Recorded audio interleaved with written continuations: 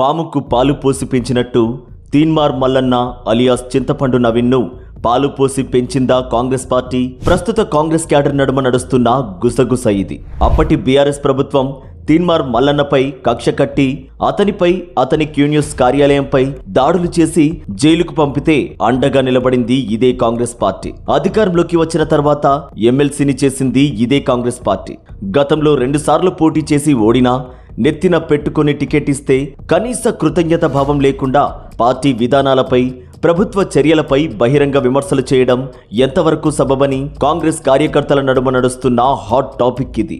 ఇది ఇలా ఉండగా అతని వ్యవహార శైలిపై మండిపడుతున్న మంత్రులు ఇప్పటి వరకు ఎందుకు చర్యలు తీసుకోవడం లేదని కార్యకర్తలు ఆందోళన వ్యక్తం చేస్తున్నారు. ఒక పార్టీలో ఉంటూ పార్టీకి వ్యతిరేకంగా గతంలో చేసిన కేసీఆర్ సర్వే దీనికన్నా నయమని, అతను చేసిన వ్యాఖ్యల పట్ల టీపీసీసీ పెద్దలు గుర్రుగా ఉన్నట్టు సీఎం రేవంత్ రెడ్డి దృష్టికి కూడా ఈ అంశాన్ని తీసుకువెళ్లినట్టు సమాచారం.